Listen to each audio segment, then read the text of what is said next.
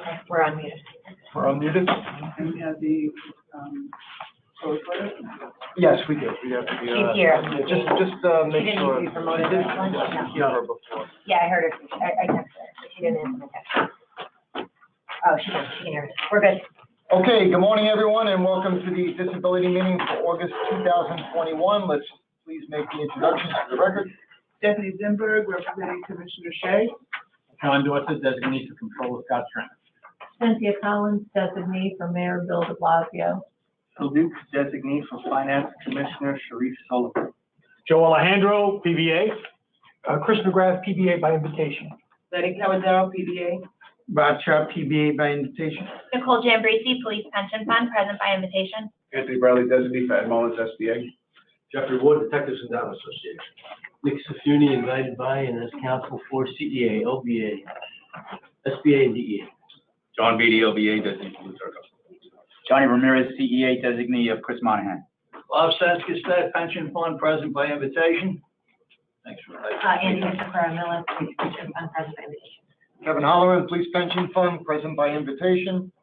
Sergeant Mike Reed, Mental Division, present by invitation. Stanley Thomas, Police Pension Fund, by invitation. Diaz, Citizenship Fund, present by invitation. Cardigan Almonte, Police Pension Fund, present by invitation. And Fernando, Pension Fund, present by invitation. Okay, Joe? Okay, Do we need the people on? yeah, you need the Oh, yeah. invitees and,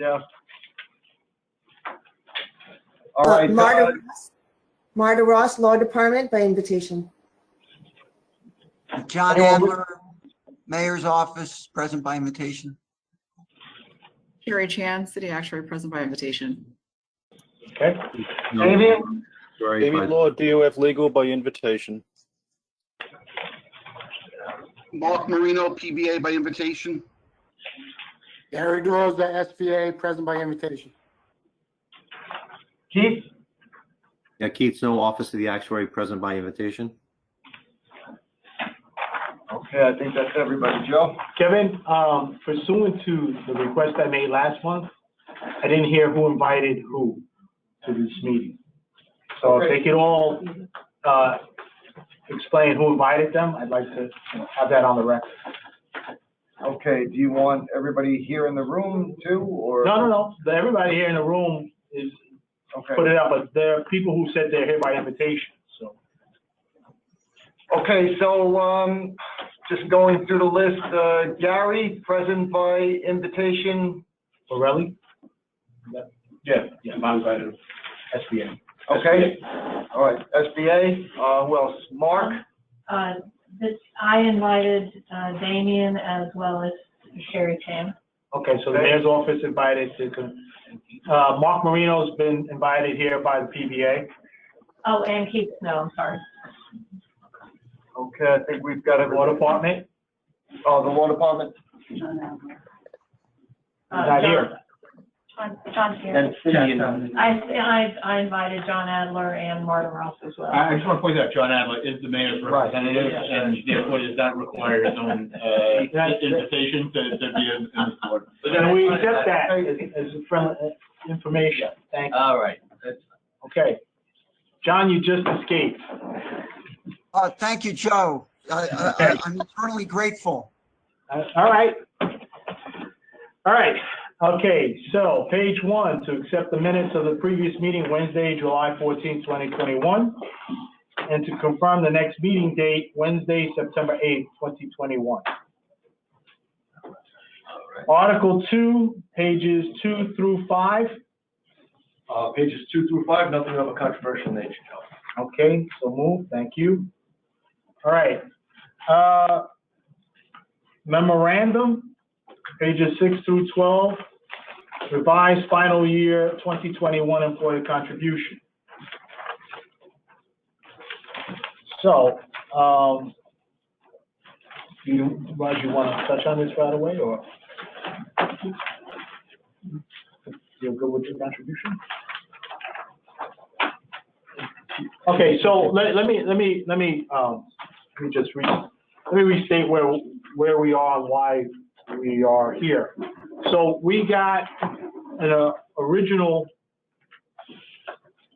request for final 2021 contribution that was, I think, dated January 6th, 2021. And it showed modification to the AIR and assumption and methods. And as a result of that, there was pushback by the unions, or at least the PBA, and I'm sure others, with regards to that, which culminated in a resolution was it the last month or the month before, where we accepted the 7% AIR and the assumptions and methods that were approved by the board in 2019. Some items in the meantime, we were told by the law department that I think sometime around April or May, that the interest rate was not a legal interest rate because it had not been approved by the state legislature. And so that interest rate could not be utilized and was a cause of concern. The bill went upstate to continue a 7% interest rate. I was told there was a possible another bill, but nothing ever was shown up, another bill changing the interest rate. But I do have the one requesting the 7% to continue, and in that interest rate, that bill, there was a fiscal note attached to it. And in that fiscal note, which was done by the actuary of the city of New York, it said, and I'll go to the last page of the fiscal note, it said, New York City Office of OMB has implemented the 2021 assumptions and methods and altered the contributions to the New York City retirement systems. Again, all without authority of the boards, but they did that. And therefore, the continuation of the AIR of 7% per annum without the other 2021 assets, assumptions and methods would result in an increase in the current schedule of employer contributions as shown in the table below, both in total for the retirement systems and for New York City. And for 2021, it showed $503 million. That would be the increase back to the city. I have a new, I guess, item from the actuary and a request for final, which shows that not only was the $37 million, which was removed from the final payment, but there's actually another $26 or $27 million that's due back to the city, as though they overpaid. Can you explain that to me, Sherry? How that works out? Sure thing. As you read, Joe, that fiscal note was done back in May. There was an urgent request on that fiscal note by the UFT, wanting the turnaround to be in just a few days. So armed with that information at that time, and it says very explicitly in the fiscal note that you quoted just now, that that figure is with the numbers, if nothing else was implemented, of the 2021 A&M package. So it was not an accurate fiscal note? It was an accurate fiscal note based on exactly what was worded in the fiscal note. I'm sorry, say that again? It was an accurate fiscal note based on exactly what was stated in the fiscal note that you just read and quoted. So you're saying it was inaccurate, but it was accurate? It was not inaccurate. As I explained, that request for the fiscal note was for a turnaround within a few days. And given that deadline that needed to be met, that fiscal note very explicitly states that given those assumptions used, those would be the contributions. So as you read, as you quoted, if you want to read it again, it said that if nothing else is changed in 2021, if nothing else was adopted, that would be the contributions. it said that it would cost the city $503 million more. Correct. Nothing else Right. of the 2021 A&M package was adopted. That would be. Right.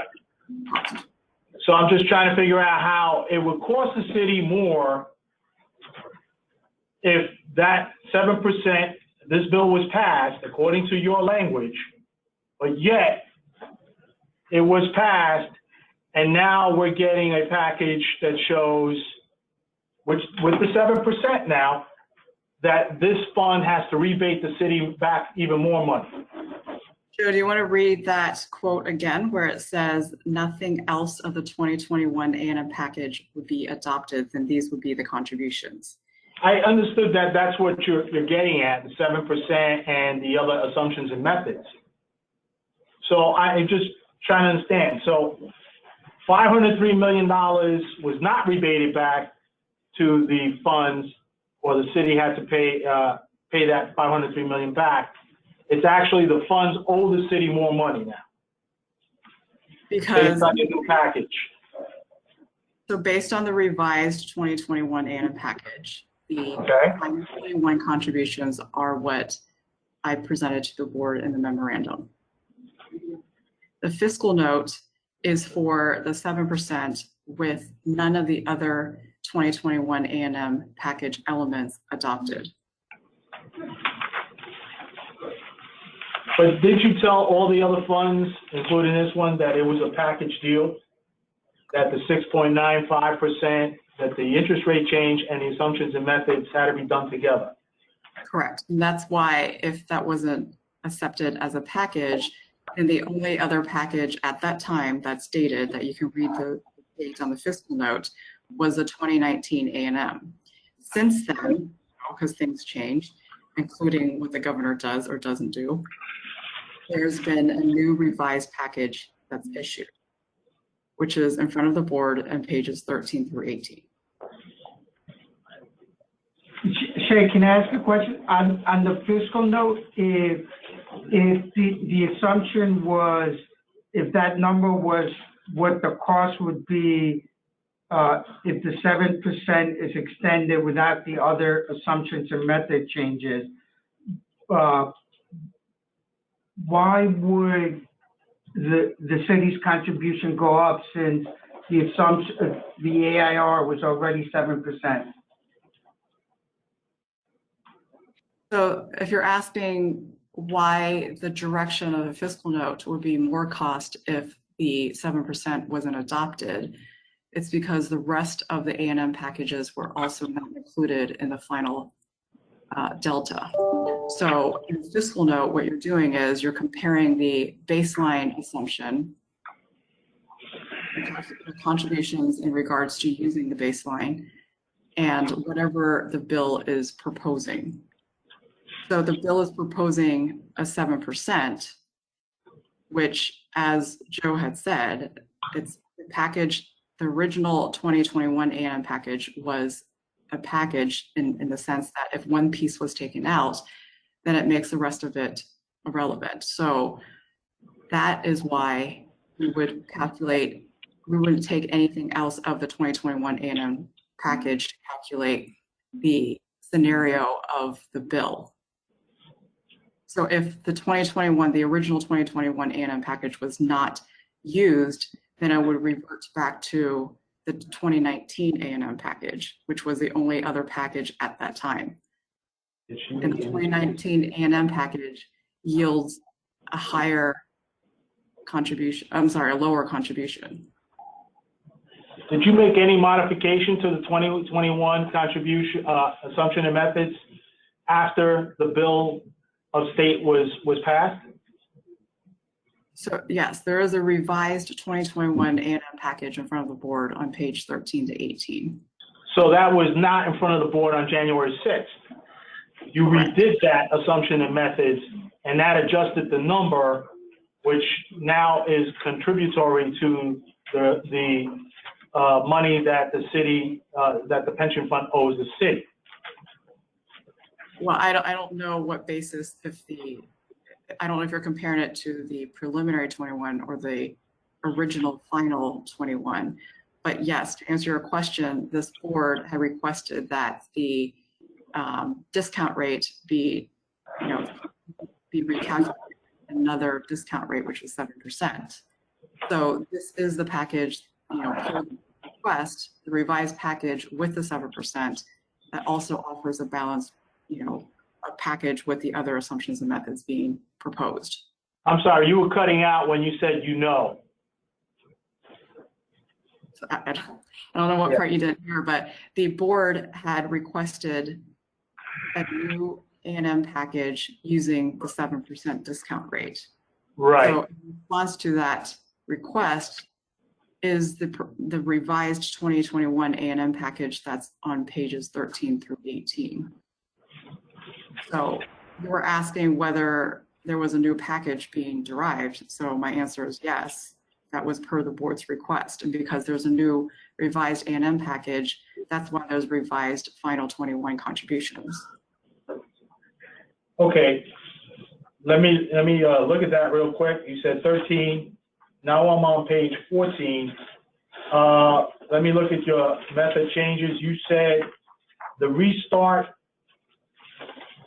to restart the AVA by setting it equal to the MVA as of June 30th. Did that fix memo? No, and I'll be happy to go through this memo if you want of what changed between 2019 A&M, original 2021 A&M, and this revised 2021 A&M if you want. Can it be done in less than a minute? Yes. Okay, let's go through that. So this that you see in front of you is the revised 2021 A&M. And is that on page 13? I'm not sure what page is pulled up right now. Okay. 13. I'm So displaying page 13 of the packet. Yeah, Right. so it's page 13 of the packet. Okay. Right. So then the elements of the package start on the next page. Okay. And Got it.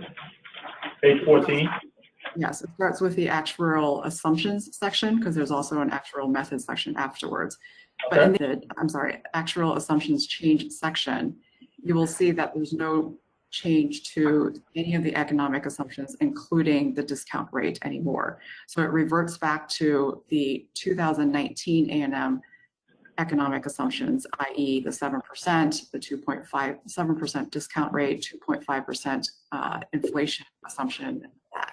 The changes that you do see here are the mortality improvement scale as well as the loan assumptions. Both of these are the same as the original 2021 A&M, i.e. that the new mortality improvement scale is the most recent one that's published, MP 2020, and you can see if you click on that link on the soft copy, you can get to that table that the Society of Actuary publishes. And then the loan assumptions, I had said back in January that based on the demographics and how many people are taking the loans, we revised that assumption down to 25% for tiers 1 and 2, who are the tiers that are eligible for it. The only change between these two bullets and the original 2021 A&M is that now the mortality improvement scale is applied to the actives as well.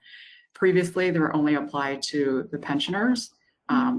Through our analysis, I don't think that to maintain the consistency between the actives and the retirees, this mortality scale should be applied to the actives as well. And then if we move on to the actuarial methods section, this is all the same as the original 2021 A&M package. Sherry, can I just ask a quick question about the mortality tables? Yes. Mortality improvement scale, not the mortality table. I'm sorry. Yeah, that calculation, does that affect anything other than the adoption of that affect anything other than the pension? And maybe that's maybe that's a question of the fund. Does the fund use that number for anything other than the pension? Like, is it tied to any other benefits? I'm just trying to understand. So assumptions do not affect the benefits. The benefits. Okay, I just wanted to be clear. I just wanted to make that point for all the viewers that we have at home. Curious like I am. Right. So pension benefits are what they are, in the law. This whole memo that we're talking about is how do we calculate the money that we need to set aside to pay for those benefits. So it never changes the pension benefits. It only changes how much money we put into the fund to fund for it. Thank you. I don't know if that was 1 minute, but that was my overview of the revised 2021 A&M package. There's no other changes between this and the original 2021 A&M package. All right. So just So- to clarify, so that's what, so pages 13 and 18 that you see on the agenda is pulled up right now is what I went through. So those were the underlying some A&Ms that went into calculating the revised final 21s that are on page 6 through 12. So that's why there's new contributions presented in front of the board. That includes the 7% discount rate.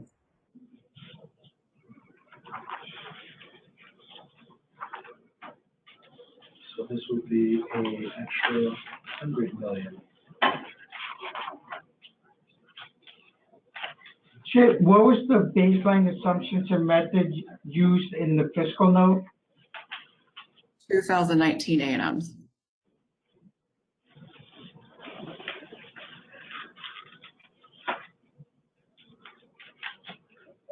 So if the baseline, maybe you explained this already, but if the baseline used in the fiscal note was the 2019 A&M, which already had the 7% AIR, why would extending that cause an increase if the AIR would be staying the same? Because at that time, the package that was in front of the board, and the only package that was in front of the board at that time, was the original 2021 A&M. So the difference that the fiscal note, or the delta, when you take two scenarios, the difference between two scenarios is equal to the cost of the fiscal note.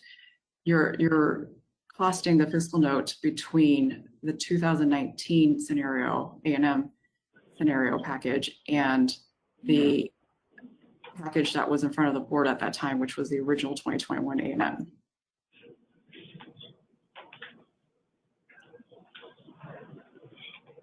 I'm not sure I follow exactly. But you said in the fiscal note, the baseline A&M, you were comparing it against was the 2019 A&M. And the bill was trying to cause what the increase would be if the AIR was extended for another 2 years. So the benchmark assumption method already had a 7% AIR. So why would extending that 7% cause an increase?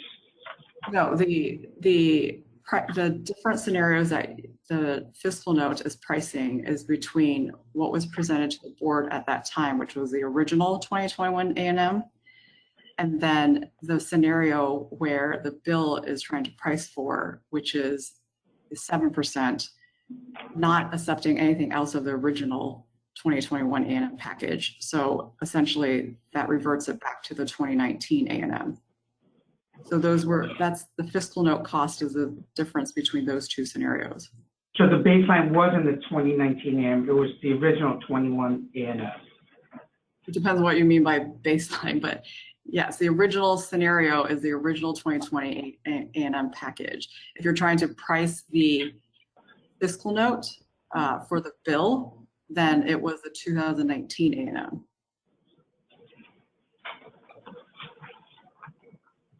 Okay, so I get, she's saying 2019 is what fiscal note was based on. But then she had a 2021 A&M, which came in January. All right, so let me ask you something, so I understand this. You claim your fiscal note was based on the 2019 assumptions and methods. It depends. So there's two scenarios embedded in the fiscal note in order to, because you have a scenario A and a scenario B. In order to get the price of the fiscal note, you need to price both of them and then take the difference between the two. And the difference between the two is the cost of the fiscal note. So I'm not sure if you're asking me the scenario A or the scenario B. Okay, give me scenario A. What did that include? I don't need everything. I just need the interest rate and which assumptions and methods you're using. So the scenario A would be the original 2021 A&M package that include the tiered discount rate going from 7% down to 6.8%. Was that the package you gave us in January 6th? Yes. Okay. Yes. And that included the 6.95% AIR. Right. Which you said was a package. It included a tier down. For the first fiscal year, it's 6.9%, yes, but ultimately 6.8%. And then in scenario B, which is what the fiscal note is trying to, to assume that scenario of the bill. And the second scenario would be to assume the 7%, because that's what the bill asked for. Right. But as I said, as part of the A&M package, if the 7%, if any piece of the package is not adopted, then it makes that package irrelevant. So which A&M did you use on that scenario B? Sorry, 1 second, hold on. I missed the last few words of Sherry's comment. So I said scenario B was... You said if any of that package was adopted, it makes that package what? Irrelevant. So okay. My point was that if any piece of the package is taken out, it makes the whole package irrelevant. I have to come up with a new revised package.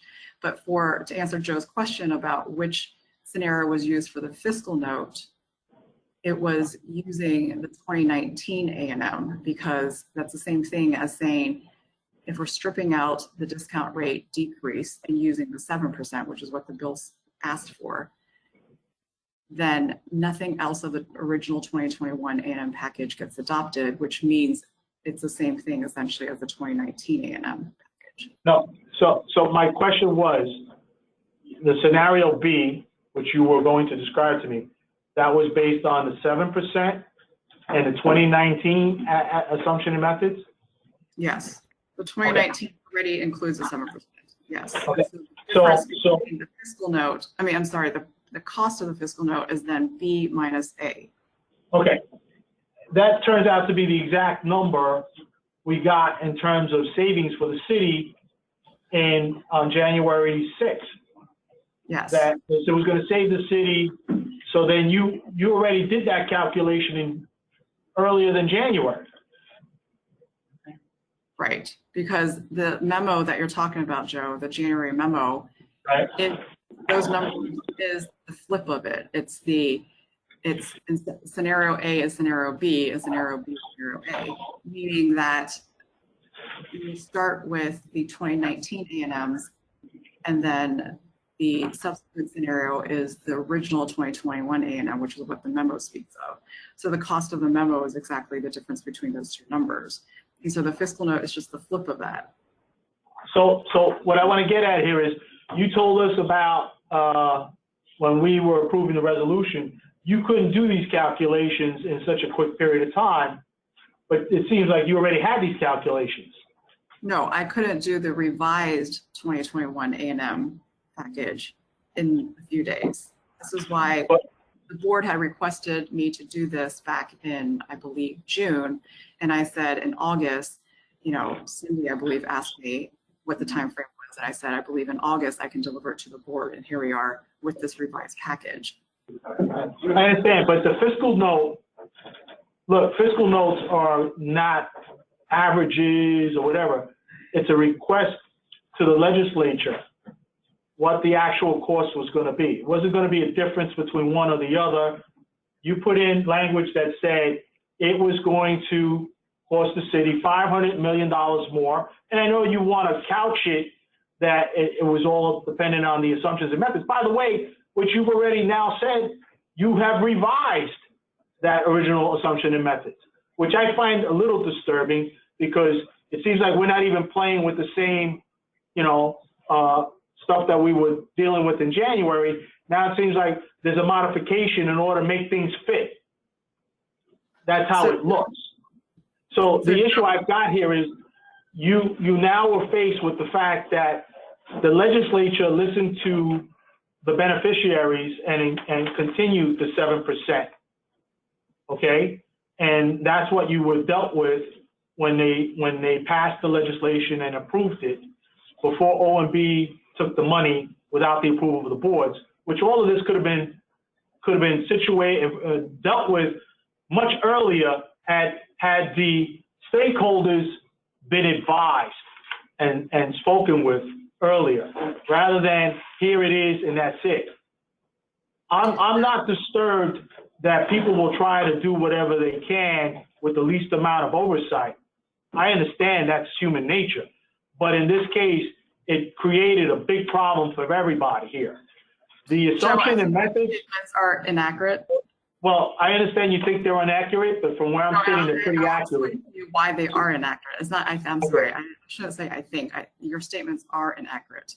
Okay, I understand you think they are inaccurate, but they are accurate because that's the way it played out at the end of the day. Because I have a bill signed that said 7%, and that was also based on a lot of people calling up state. Hold on, guys. Joe, when was the bill signed?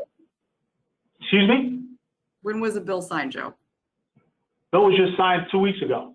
Exactly. So that memo is from January, and that fiscal note is, I believe, from May, correct? And what I'm saying here is, and I know you want to argue with me.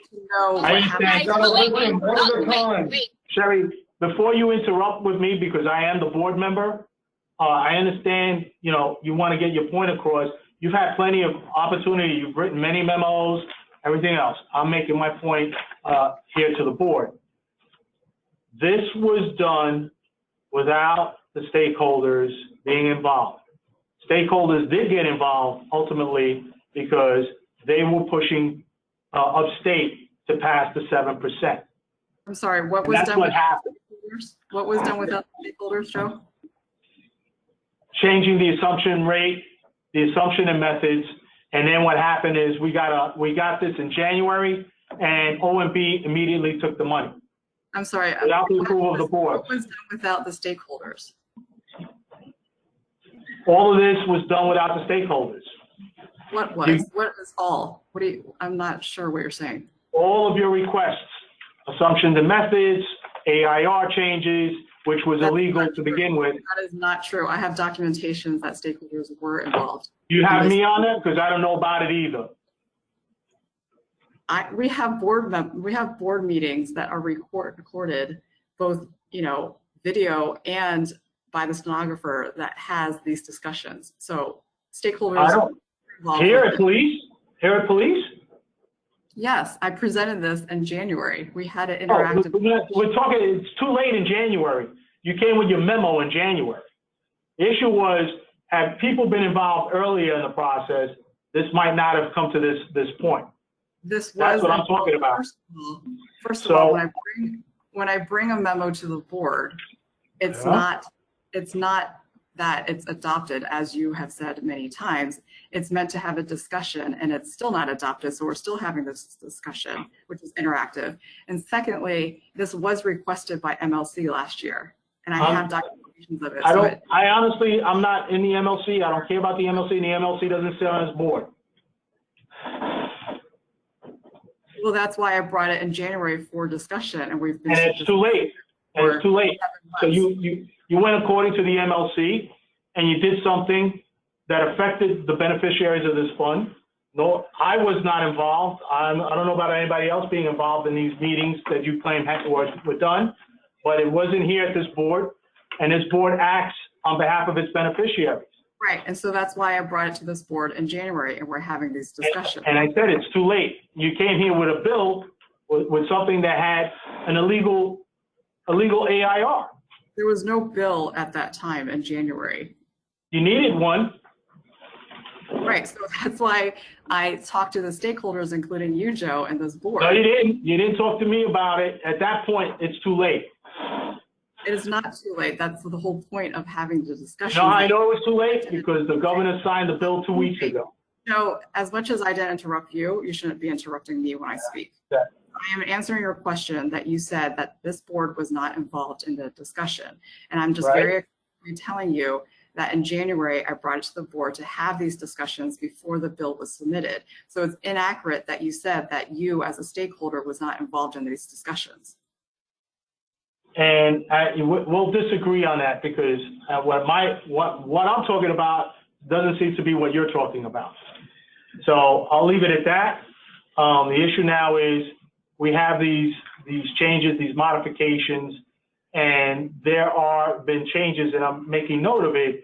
You've made modifications to assumptions and methods yet again after the bill was signed, and it now results in this fund owing more money.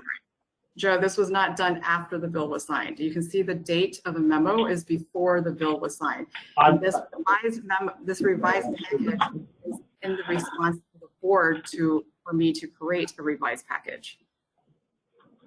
Okay, we just got these memos last week. So that's what I'm going with. I've not seen these bills prior. You've got a date on them. I don't know when you were working on them. I don't know what's going on. I just got them just a few days ago. The memo is dated. The memo has a date on it. Okay. I'm just telling you, it's still done in order to modify. You've got two assumptions and methods that have been changed now. Since you've got January, and now you got a new assumption and methods that's been modified. You had a AIR that came in January 6th. That was not the right AIR legally, had to be redone. It's modified everything again. People at the table feel they weren't consulted, whatever it is. You disagree, that's fine, you can disagree. Everybody's gonna have their own opinion about this. I'm saying here is, this could have been avoided. You take it how you want, it could have been avoided. So we're dealing with this today, and we're looking at this issue. If this was voted on today, this matter, and this is not to the actuary, this is to the members of the board. This item is tabled today. Can we still vote on the skim monies? So, Joe, when you say this item, do you mean the revised final fiscal and the changes to the actuarial assumptions and methods? If that's tabled, can we still do the skim memos? I believe they're all tied together, but Nicole, I think you have in the past had an opinion about this issue.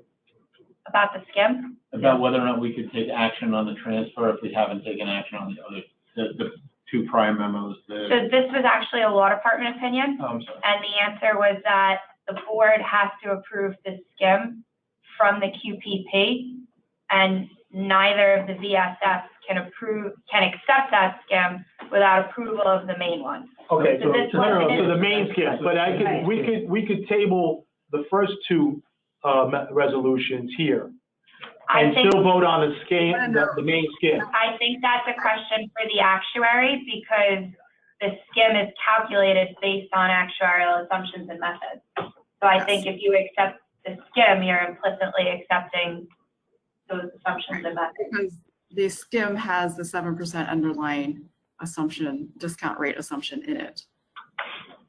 Okay, so we need to go through this. I request a roll call vote on each one of them. And well, so hold, Joe, just so I understand. So I understand that the actuary's opinion is that they're together as a package.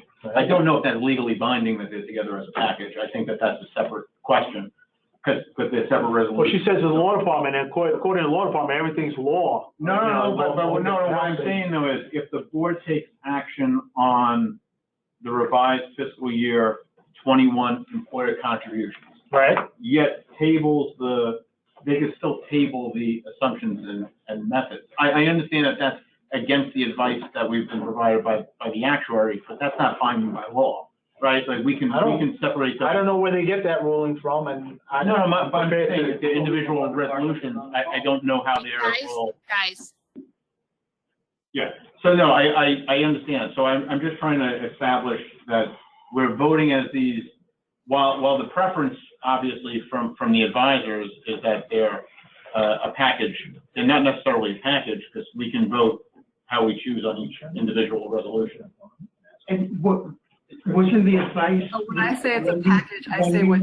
Hold on, gotta be one person at a time, please. I thought in the with the original assumptions and methods, when there was discussion to table the skim at the last meeting, I thought the advice then was that if the board wanted to, they could vote on the skim at that point and still table the original 2021 A&M.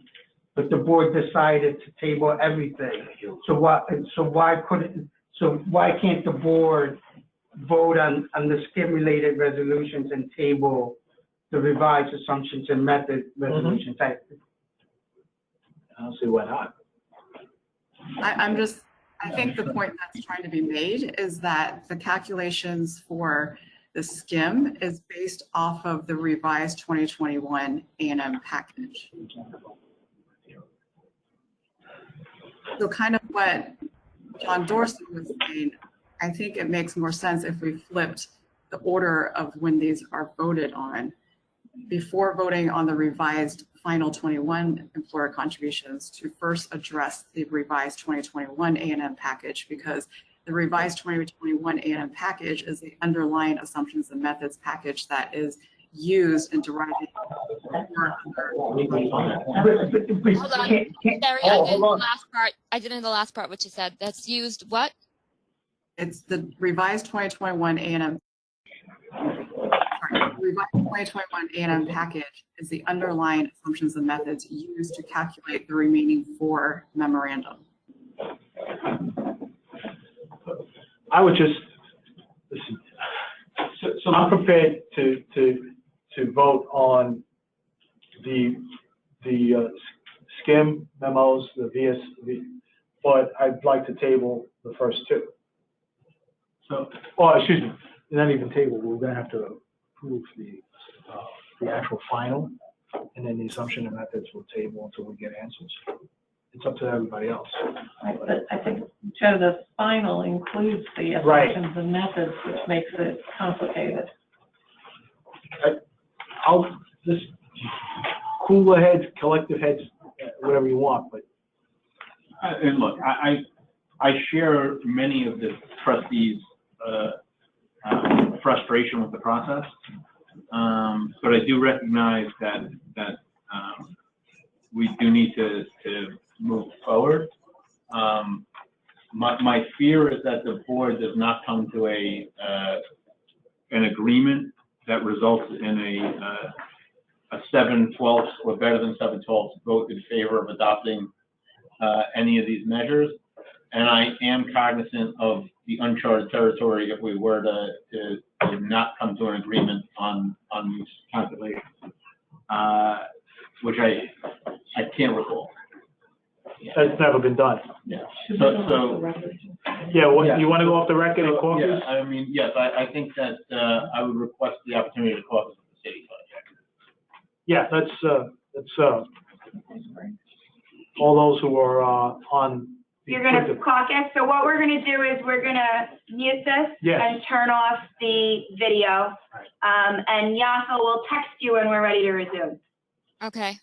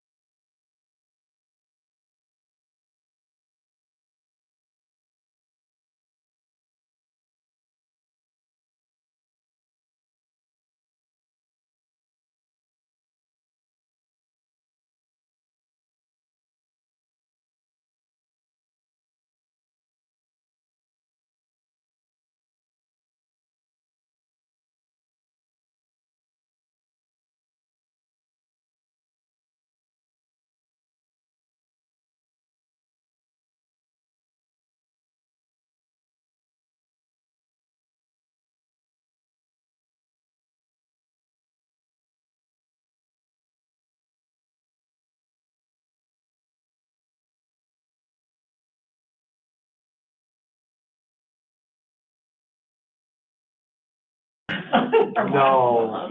The mic Kenny you're has on. no blood. Hi, yes, can you hear us? We're good. Yes, we can hear you.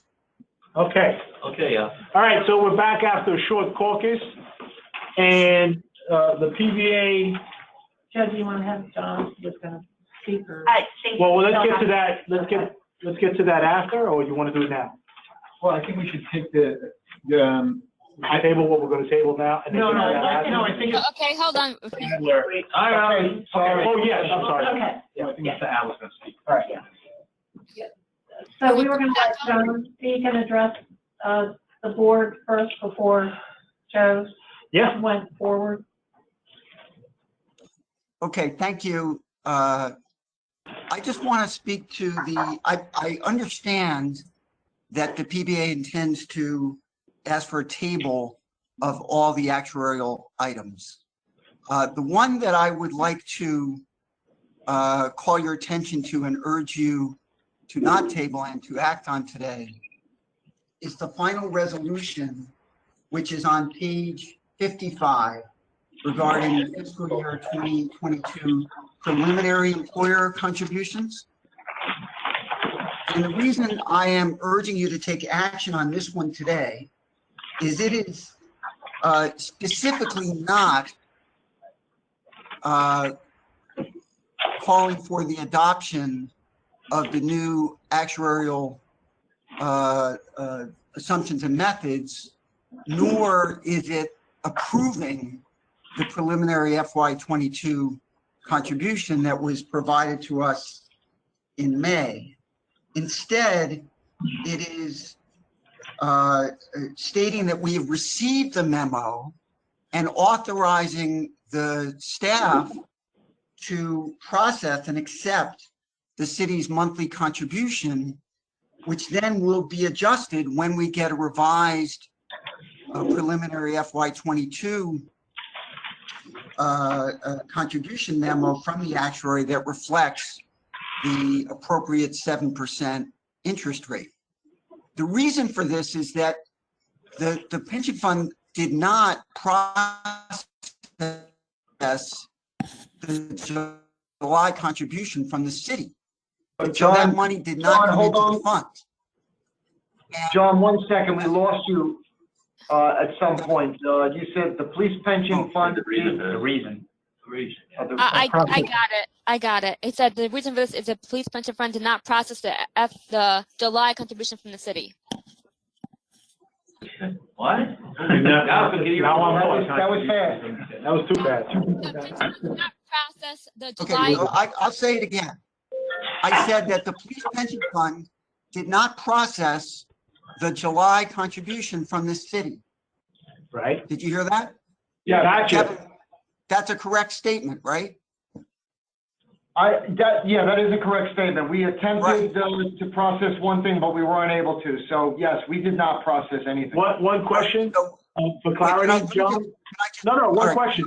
Sure. You said we didn't process it, but O&B and law department worked it out and we received it. No, we did not receive the July contribution. We received a June contribution, but not a July contribution for fiscal year 22. Right. Oh, okay, John, I apologize. I was thinking June. All right. Okay, July. So we have not received the July, and if we don't approve this resolution, we won't receive the August contribution, and therefore the city has placed the money in the account to be dispersed to the pension fund, but because the pension fund has not requested the money, it is not being put into the pension fund. So therefore, we can't invest it, nor can we use the cash to pay out benefits. And it is my understanding that in July, the controller's office had to liquidate investments solely in order to pay benefits to beneficiaries and pensioners. And that, I believe, would happen again in August unless we approve this resolution. So I believe that we that just if we don't take action until September, then it will be 2 months without contributions from the city. And from a fiduciary perspective, that means we are unable to invest that money and we have to raise other cash in order to pay out benefits to members. So I urge the board to approve this resolution, which does not, it's explicit that it does not mean that we are approving either the preliminary FY22 contribution memo. We're not approving it or adopting it. We're just saying we received it and we are directing the board, directing the staff to go ahead and process those contributions so the money can get into the fund, which is over $200 million each month. So we're now, for August, if we don't approve this, we'll be short for over 400 million, like 425 million roughly, that the city is prepared to pay, that we ought to be taken into the fund. So I urge the board to adopt this resolution on page 55. John, Mr. Dorset? Yeah, I just want to make one, clarifying statement. While the controller's office has a short-term cash desk with many assets for many city agencies and many pension funds that's being managed there. So the concept of liquidating securities, the word securities is a little bit broad. So a fixed income instrument such as a treasury bill could be considered a security. So there are short-term investments that are being liquidated to pay for that, not necessarily liquidation of securities such as stocks or equity. So I just want to be and that's clear. just on behalf of police. And it's just on behalf of police. But we have money on a short-term desk for all the pension funds. So I just want to be clear about, I believe John's point though is well taken, that after a certain period of time, the investments that you would be liquidating to ultimately pay beneficiaries would become different sets of assets depending on what the asset allocation is at the time. But the point is there, but I just want to be clear that it's not selling stocks necessarily or getting out of the market, but there are certain securities, predominantly governments from what I understand, that are being sold. Would you be inclined to agree that we are not on a fire sale with securities that, which there would be a capital gain or loss, but that if anything, we are redeeming what essentially is almost like a dollar for dollar with treasuries, if anything? So I would say I don't believe that we're in a fire sale situation, right? But at the same time, I think there is a distinct difference between waiting 30 or 60 days to take an action versus 6 months. Oh, absolutely. I certainly agree with Mr. Adler in the sense that having the money working for us is probably the best case scenario. But I obviously will leave it up to the board at what direction they'd like to move. But I do agree with Mr. Adler in the sense that we do sell governments in this case or treasuries in order to pay these benefits, and over many months that could put a strain on the fund. I don't think we're there tomorrow, but I'm not speaking on behalf of BAM, who's actually moving in a short-term desk that's moving the money, but I am speaking as a controls representative, but not as the person that's actually managing that. So would you agree? Take this with a grain of, with my understanding of the situation. So you would agree that another month is not going to cause a serious effect on the funds? My understanding is that 1 month would be sustainable, right. But obviously I can't. You can't. That's the best idea for the fund at the time, but I don't believe it would have a negative. Okay. But can I just say, Joe, that it's not only the need to sell treasuries or whatever short-term government debt, it's the fact that that money is not being put to work into our asset allocation to be invested across our portfolio in stocks and bonds and so on, that you know, we're losing the opportunity cost of investing that money each month that comes in from the city. So I think that there's no reason to do it. But there's no reason to delay this because we're not making any decision about what the actuarial contribution will ultimately be. We're just saying, hey, the city wants to pay its money as the law states. What the law states is that the city is to make the contribution based on 12 monthly payments. And so the city is prepared to do that. And we should, as fiduciaries, take that money into the account so we can invest it according to the board-approved asset allocation. And not doing that every month, I believe, is a dereliction of our fiduciary duty. Hey, John, this is Raj. You asked me to ask the following question. Why was the final fiscal year 21 true-up payment able to be made to the fund without a similar type of resolution? So because the police pension fund did put in a payment request. So which the police pension fund has not done for July and won't do for August unless directed to do so by the board. What changed in June was the amount of the payment, right? So the police pension fund put in a payment, and Stanley can discuss the specific term. I'm going to say a payment voucher, but I don't think that's the right term. For the amount based on the preliminary, the city paid based on the amount on the final, which was the certified amount. And I don't want to relitigate that issue, but from a process perspective, my understanding is that the city was able to pay because the pension fund initiated the payment process, but has not done that in July and won't do that in August if we don't pass this resolution. Someone from the pension fund staff can correct me if I'm wrong about that process. John, do you know if the payment is not made, does it accrue interest? That's up to the actuary, but my belief is that if I'm asking you seem to know it. I don't know that. So the actuary is on the phone. I believe you can ask her. So for late contributions, it is determined by the actuary. The interest credited on it is determined by the actuary. You know, in the past, the interest that has been charged has usually been contributions that were, you know, passed by the board and delivered to the employers, but the employers fails to make it on time.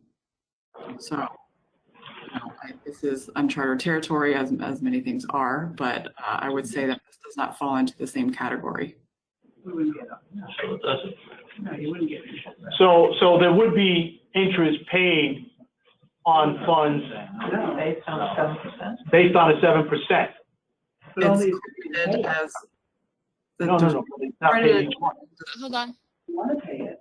Because they want it. They want to pay it, so Oh, if we're not taking it, I don't see how we could get interest on that. We're just not taking it. Yeah. We're refusing the payment. They don't owe you an extra They don't owe Okay, $7. we have to go one at a time. Taking Yeah, I'm not getting any of this. I'm out. Hold on. We need to get the Kevin. We need to go one at a time. Did anybody? So I would just say, it just seems to me that if, and I don't know what the law is, but it seems to me that if the city has offered to pay it and the pension fund does not accept it, then I don't see how an argument could be made that the pension fund would be entitled to interest. I may be wrong. That's It's a legal question now. If you write a check to Con Ed to pay for your electric. Okay, well, guys, I really can't take all of you. Charge interest. You know what I mean? It's interest on the money. So what you're saying is if we don't accept the payment, it puts us into uncharted territory. And by not accepting it, it may or may not trigger an interest rate issue. A loss of interest. Right. So Joe and Stephanie and John, like as the actuary that determines the interest rate, I would highly consider what Stephanie just, the point that Stephanie had just made to the board when determining whether I would credit interest on this contribution or not.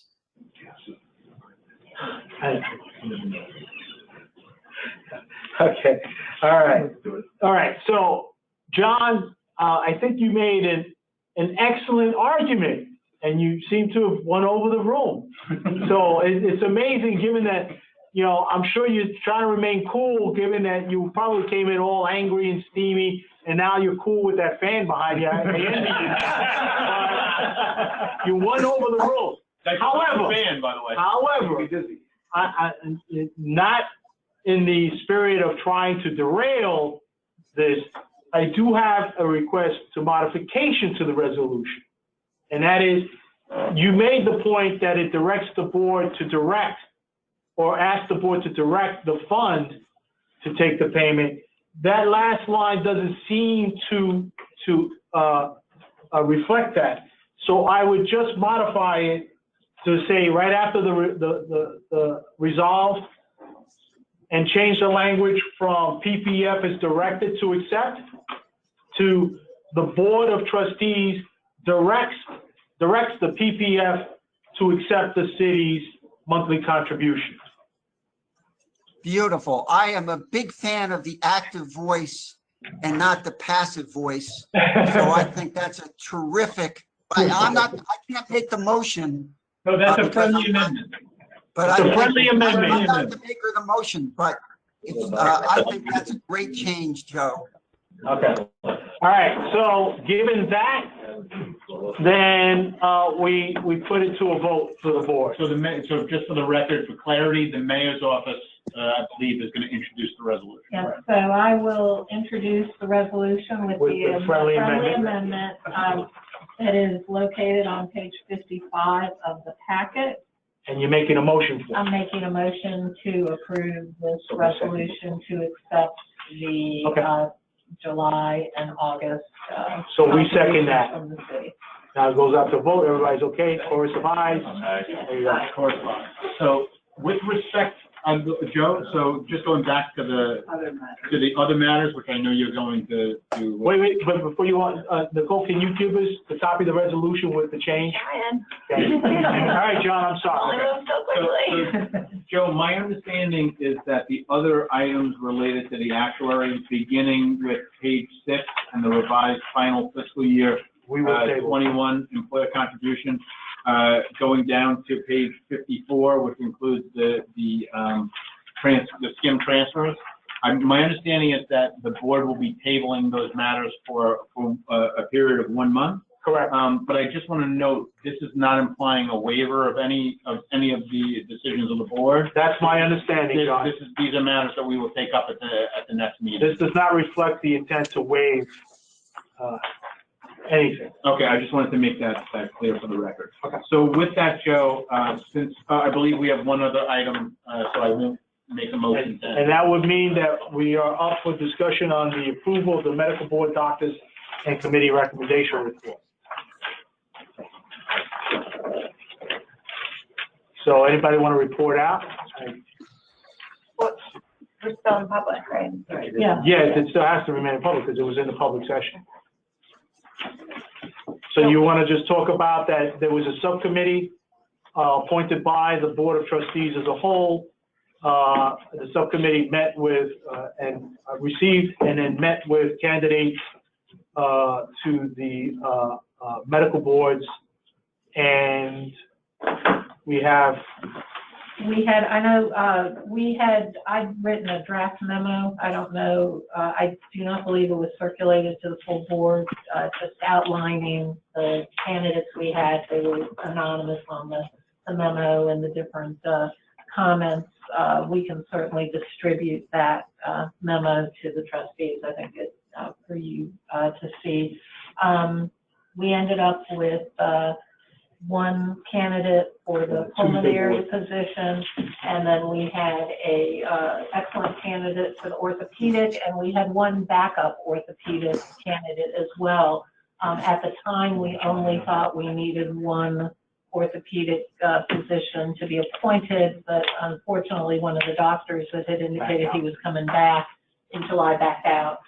So we would recommend that our second choice of the orthopedics, because we have ranked two of them, the committee doesn't, I don't know that all the committee even knew about the second doctor. So that, that's open for discussion as well. That just came about, I'm told that the doctor was supposed to be back in July, and at the end of July said, no, he's not coming back, it's an orthopedist.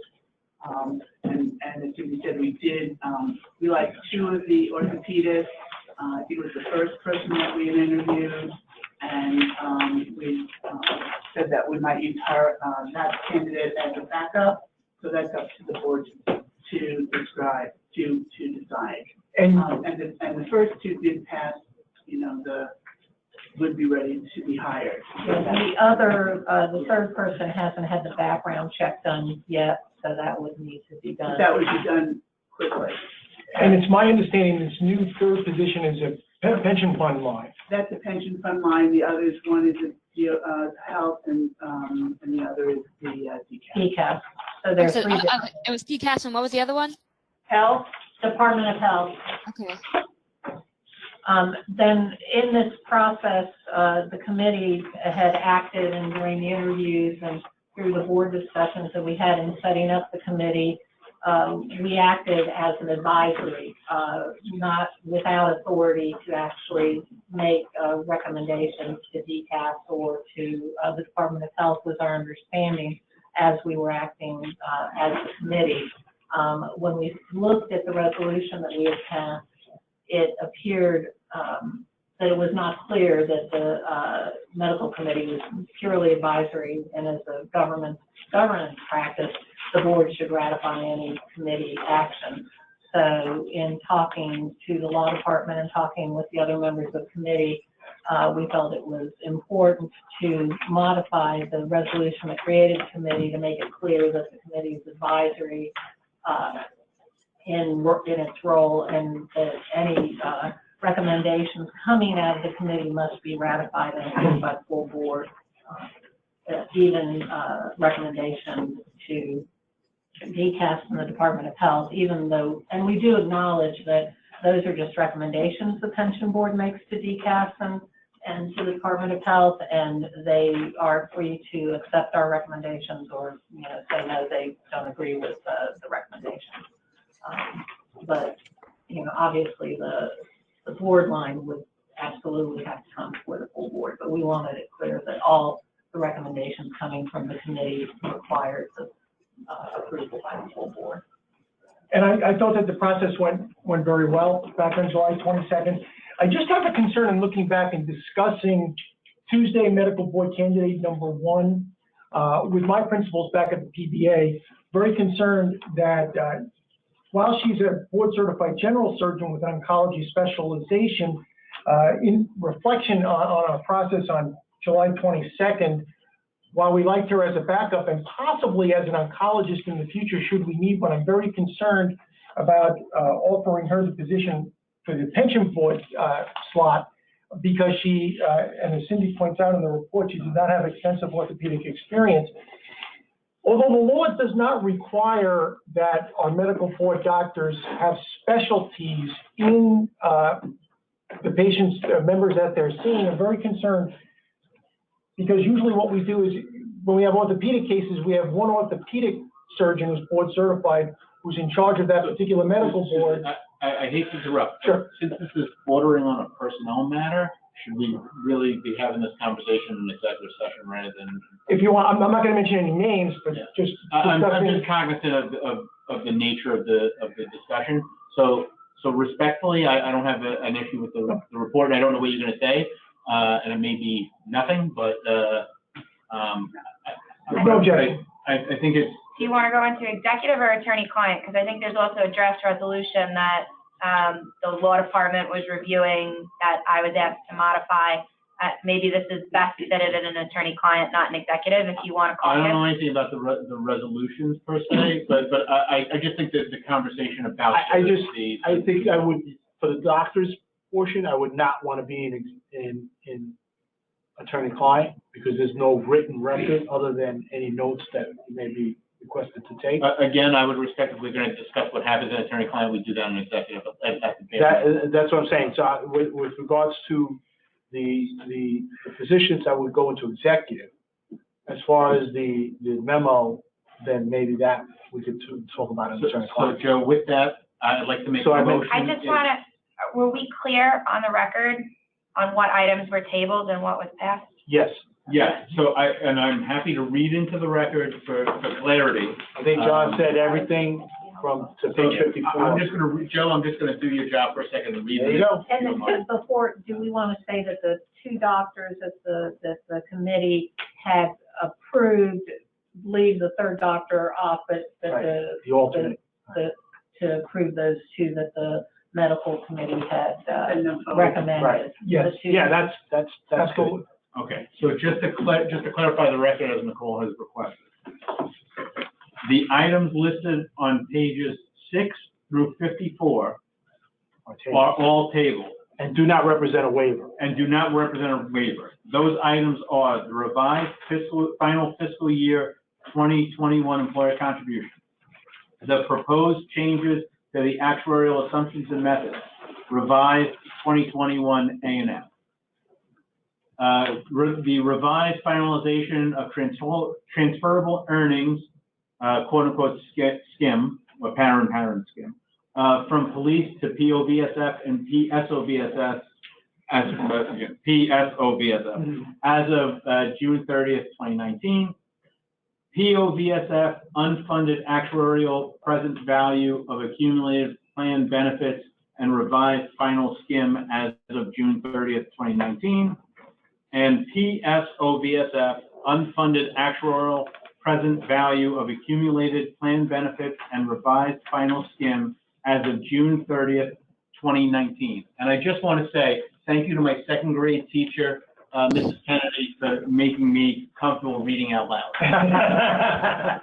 And she did a very good job. The next one's so moved, right? And the last actuary item, fiscal year 2022 preliminary employee contribution, was so moved with a friendly amendment from the PBA. Thank you.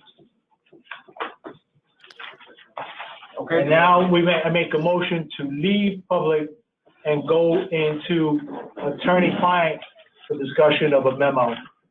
Okay, but before you do that, I'm not sure that the two doctors that was on the record, that was officially on the record. I know Cindy made Maybe executive until they've accepted the employment, that should be it. All right, so we're gonna table that. We're gonna note that it's on the agenda and table the final determination until a time where an offer and acceptance is in. Okay, hold on, but John, just say what you're tabling. That wasn't clear. Okay, so we are tabling the approval of the medical board doctors and committee recommendation report, and we are tabling that until a point where an offer is extended and accepted by the potential additions to the medical board. John, don't those offers have to be extended by the appointing agencies? Yes. Don't we have to recommend them to the appointing agencies? The appointing agencies then make the offers? That's why we have to go into attorney-client on the resolution. All right. I think really you're second calling this I'm sorry, the executive and moving it off the public. Oh, okay. Yeah. So rather, let me clarify that. Thank you, guys. Sorry. We're going to second call that matter and move it to the executive agenda as it is a personnel-related matter. And I believe that the board feels more comfortable discussing that in executive session. So with that, I'd like to make a motion to enter into the executive session of the police pension fund. And then we're gonna do, okay, so second. So we're going to close this link. Please open up the executive link that was emailed to you yesterday morning. Good. Have a great day. Good luck, everybody. All right, stay cool, John. Get that fan going. It's a hot one. There's a heat alert. You guys stay cool too. Bye. All right. Freezing. Don't say that on